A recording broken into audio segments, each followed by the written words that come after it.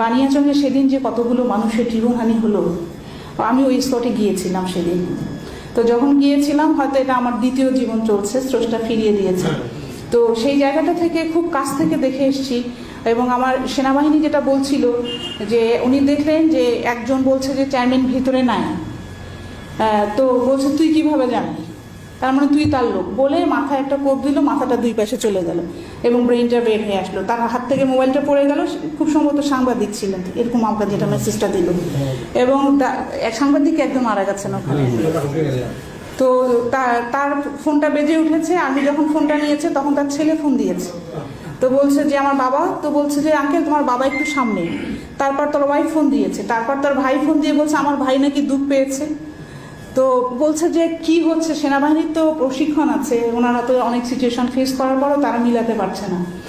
এবং আমাদের যে 49 জন, প্রত্যেকটা মৃত্যু মানে খুবই কষ্টের, প্রত্যেকেরই পরিবার আছে, সবারই আপনজন আছে, একজনের মৃত্যু আমাদের কাম্য না।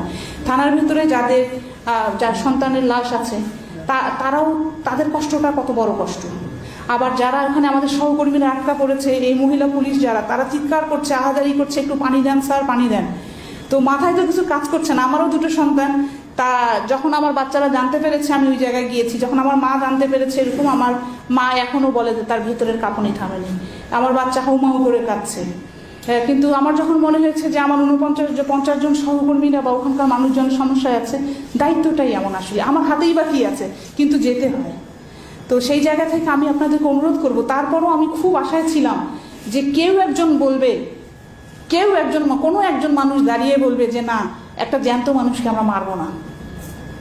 এবং এটা করতে করতে রাত 3টা বেজে গেছে, যখনও চেষ্টা করা হচ্ছে যে সবাইকে, যা গেছে সেটা তো কখনোই ফিরে আসবে না, কিন্তু একজন যে দোষে গুণে মানুষ, একজনের খুবই তীব্র দোষ, তারপরও তো আপনি পারবেন না একটা জীবন্ত মানুষকে কারো কাছে ছেড়ে দিয়ে আসতে। তো আমাদের এই কয়েকটা দিন হবিগঞ্জের যে আন্দোলন চলার সময় যে বিষয়গুলো ঘটেছিল, সবার সার্বিক সহযোগিতা ছিল। প্রথম দিন যখন ডিসি অফিসে থানা থেকে ফেরার পথে কিছু ঢিল ছুঁড়েছিল, আমি শুনেছি যে আমাদের যারা সাংবাদিকগণ আছেন তারা নেগোসিয়েশন করে সবাইকে ফিরে দিয়েছেন।